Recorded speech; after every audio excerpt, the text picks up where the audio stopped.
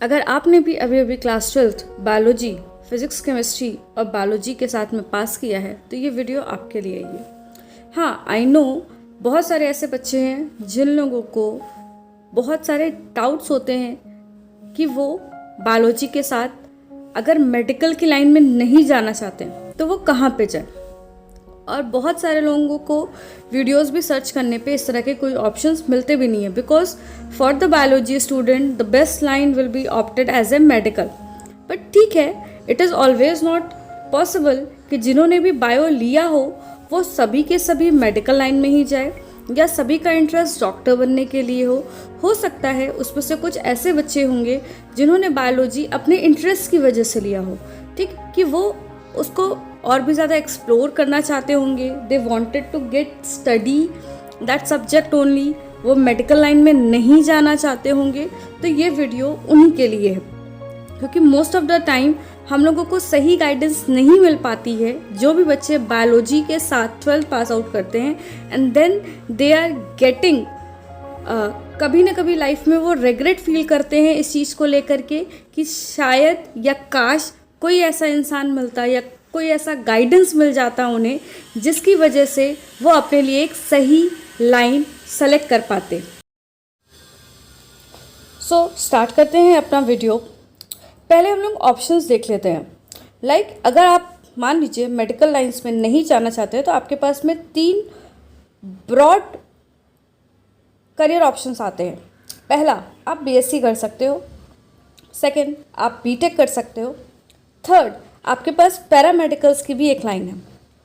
अब एक एक करके इनको समझते हैं। अगर आप बीएससी के लिए जाना चाहते हो तो बीएससी में भी आपके पास में 2 ऑप्शंस हैं। द फर्स्ट, आप बीएससी नॉर्मल लाइफ साइंस के साथ कर सकते हो। लाइफ साइंस का मतलब आपको वहाँ पे ZBC that means zoology, botany and chemistry की स्टडीज़ करनी पड़ेगी। और कोर्सेज बड़े सिंपल है। This will be of 3 years only. 3 साल का कोर्स बीएससी का आपका होगा और इसके लिए आप किसी भी कॉलेजेस में एंट्रेंस दे सकते हो और या फिर आजकल की डेट में मेरिट बेसिस पे भी बच्चों के एडमिशन्स होते हैं। The second option is in BSc is BSc honours. BSc honours में बच्चों आपको ज़ूलॉजी, बॉटनी, केमिस्ट्री में से कोई एक ऐसा सब्जेक्ट होगा आपका जिसको आपको सेलेक्ट करना पड़ेगा। सपोज दैट अगर आपने ज़ूलॉजी को अपना ऑनर्स सब्जेक्ट चुना तो दैट मीन्स आपका ज़्यादा वेटेज ज़ूलॉजी को ही लेकर के होगा। आप 3 साल में ज़ूलॉजी पे ज़्यादा ध्यान दोगे, आप बॉटनी और केमिस्ट्री भी स्टडी करोगे, लेकिन जो आपका वेटेज होगा वो ज़ूलॉजी में ज़्यादा होगा। अब नेक्स्ट चीज़, बीएससी करने के बाद भी अगर आप टीचिंग लाइन में जाना चाहते हो तो आप बीएड कर सकते हो, या फिर आपको ऐसा लगता है कि बीएड चूँकि अब 2 साल का हो चुका है तो आप बीएड को बीएससी के साथ ही करते रहना चाहते हो तो you can go for integrated BSc BEd courses. बहुत सारे ऐसे कॉलेजेस हैं जो कि आपको integrated BEd with BSc offer करते हैं, जो कि 4 साल का कोर्स होता है। और इसी के साथ साथ आप जैसे ही पास आउट होकर के निकलोगे then you are eligible to teach students till class 10th।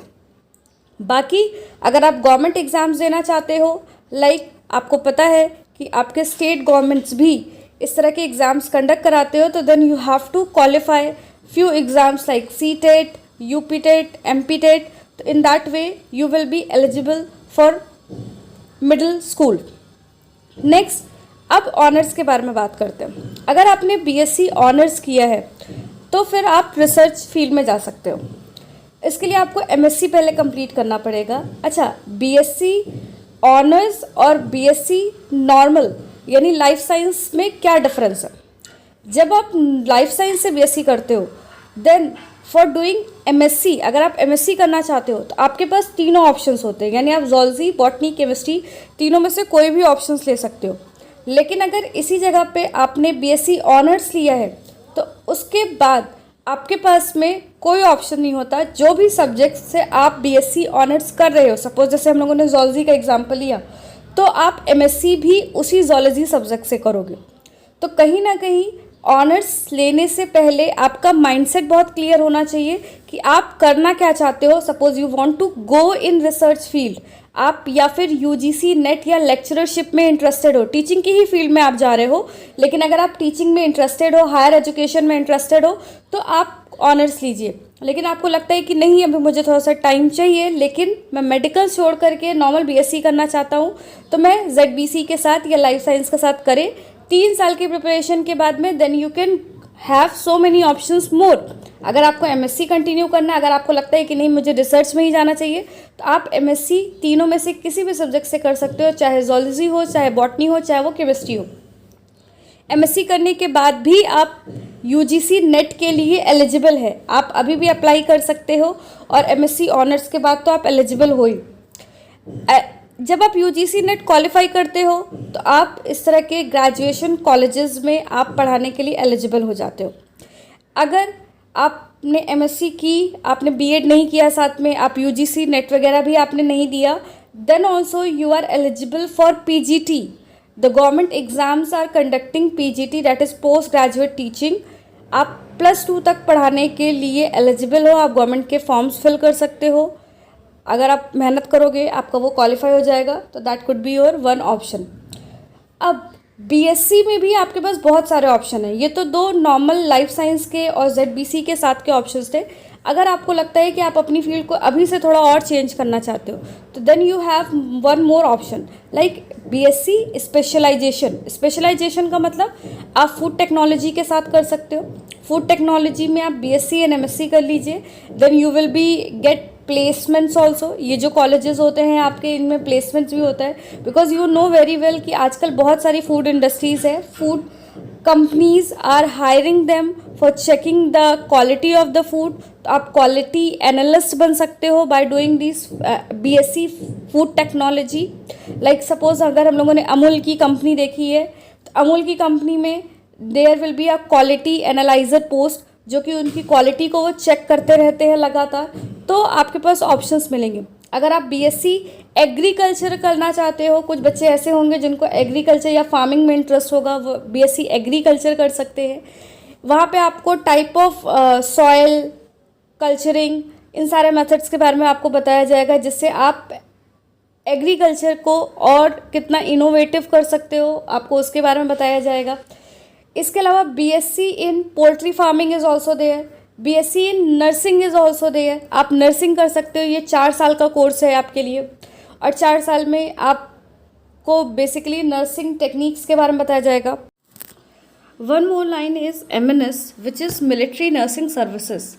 In this branch also you students can join, जो भी अपने देश को सर्व करना चाहते हैं। तो in this way also you can join the military arms and you will be getting very good and handsome salary over there. And now we are coming on one more type of BSc, which is BSc in medical microbiology pathogen. आप लोगों में से सबने pathology के बारे में सुना होगा। Pathology is basically the lab which is going to test about the pathogens, and pathogens are those which are basically causing diseases in our body. So in this particular BSc you are studying about the different type of microbes and their effect on us and how to detect them. So basically this is a pathology type of course by which you can get job as a path technician also. And if you are going to do MSc in this, because the BSc and MSc both are of 3 years courses, and then you can go qualify the CSIR net, and then you can join in research also. Like if आप लोगों ने सुना होगा during this pandemic, virology, the research center of virus, so there the basically these students are also researching over there. So this is also one of the field. Now coming on the second most important field, which is biotech. Yes, even the bio students can also do the biotech or the BTech. Basically this is the BTech in biotechnology. आपने class 12th में biotechnology नाम का एक unit पढ़ी थी, and that unit is basically In biotechnology, you can do the MTech also by qualifying GATE, and then you can join in the labs for doing research work.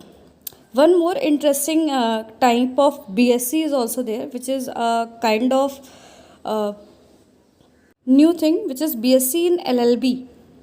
Yes, BSc in LLB. You have heard about the ethics and biopiracy in your class 12 syllabus. So in this, basically this is a science, or this is a branch in which you are going to study about the laws, how to get certified for some kind of researches, and the work has been done by the any labs. So they are going to study about such kind of thing. This will be also a 5-year course. So this is very important field, I think. Now coming on the third field of paramedical sciences. Basically in this particular field you can go from BPT to BOT, BUMS, BMLT, D Pharma, DMLT.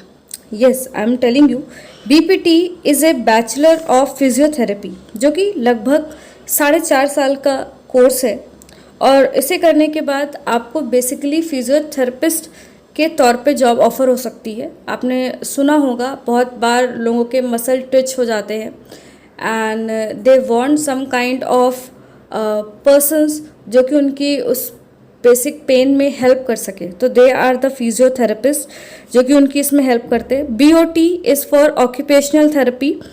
This is a kind of thing you can do. BMLT is a medical laboratory technology, bachelors in medical laboratory technology, जो कि 3 साल का course है. D Pharma which is diploma in pharmacy. B Pharma bachelors in pharmacy, जहाँ पे आपको basically medicine के बारे में पढ़ाया जाता है. DMLT which is diploma in medical laboratory technology.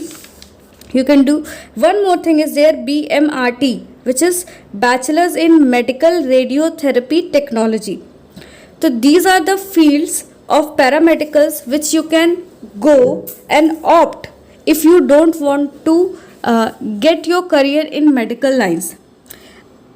इनको भी हटा देते हैं. सपोज करिए कि आपको इनमें से भी कोई फील्ड नहीं समझ में आती है, तब आपका क्या एम है. बेसिकली कोई बच्चा होगा जिसको लग रहा होगा कि बस ठीक है, टिल 12th मैंने फिजिक्स, केमिस्ट्री और बायोलॉजी पढ़ ली, अब इसके आगे मुझसे नहीं पढ़ा जाएगा, तो वो क्या कर सकते हैं. उनके लिए भी ये वीडियो बहुत हेल्पफुल है. Like they can go for BA, that is bachelors of art, BBA which is bachelors of business administration, BCom and BCA. बहुत सारे ऐसे बच्चे होते हैं जिनको कहीं ना कहीं डिलेमा होता है कि वो आफ्टर डूइंग बायोलॉजी तो वो BSc ही करे, या वो BCom या BA या BBA जैसे इस तरह के कोर्सेज में, या BCA कंप्यूटर एप्लीकेशन के फील्ड में नहीं जा सकते. पर आपको मैं बता दूं कि ऐसा कहीं पे भी नहीं बताया जाता है कि the student those who have done biology study, they can not go for BA, BBA, BCom and BCA. they can go and they can have their career in that. suppose that अगर आपको इसमें भी कोई interest नहीं आता, कुछ बच्चे होंगे जो कि UPSC, बैंकिंग या वनडे एग्ज़ाम के लिए प्रिपरेशन करना चाहते हैं, तो मेरे हिसाब से उनके लिए BA, BCom जैसे कोर्सेज बहुत ही अच्छे हैं, जो कि 3 साल के होंगे, और साथ ही साथ आप अपनी स्टडीज़ को भी कंटिन्यू कर सकते हो. If you want to do one day exam preparation, तो आप वो भी इसमें कर सकते हैं. अच्छा करियर ऑप्शन आपको इसमें मिल जाता है. अगर आप UPSC की प्रिपरेशन करना चाहते हैं, आप एडमिनिस्ट्रेटिव में जाना चाहते हैं, तो you can do the preparation for IAS and PCS, and then also this BA और bachelors of art will help you out. अगर आपको ऐसा लगता है कि आप मैनेजमेंट में कुछ करना चाहते हैं, then you can go for BBA. If you want to go in computer field, then you can do the BCA also. इसके अलावा अगर आप लोगों ने एज ए बायोलॉजी PCB के साथ अपने ऑप्शन में फिजिकल एजुकेशन लिया है, तो you can even have the BSc in physical education, और आप उससे BLED के एग्ज़ाम दे सकते हो. Diploma in education, physical education भी होता है, BPH जिसे कहा जाता है, बैचलर्स इन फिजिकल एजुकेशन, आप वो कर सकते हो, और उसी के साथ साथ आप अपना करियर ऑप्शन भी उसको चुन सकते हो. तो होप आपको मेरा ये वीडियो और मेरे ये इतने सारे करियर ऑप्शन समझ में आएंगे। मैंने उन सारे ऑप्शंस को लेने की कोशिश करी है जो कि मेडिकल के अलावा है, क्योंकि मेडिकल के बारे में आपको बहुत सारी इन्फॉर्मेशन हर वीडियोस में मिल जाती है, पर मेडिकल के अलावा का जो ऑप्शन था, मैं जितना पॉसिबल ऑप्शंस आपके लिए ला सकती थी मैंने लाने की कोशिश करी है। मैं आगे भी कोशिश करूँगी। अगर आपको ये वीडियो अच्छा लगता है और आपको और भी कोई तरह का सजेशन चाहिए तो प्लीज़ कमेंट बॉक्स पे नीचे डालिए ताकि मैं और नए वीडियोस भी बना सकूं। Thank you so much for watching this video. I hope मैं आपकी थोड़ी सी भी हेल्प कर पाऊँ। और सबसे इम्पॉर्टेंट चीज़, ये जो सिचुएशन चल रहा है इसमें कभी भी अपने आप को लेट डाउन मत होने दीजिए। You have always think about the positive thing, about the positive scope in yourself, and everyone is having a beautiful and bright future. Thank you.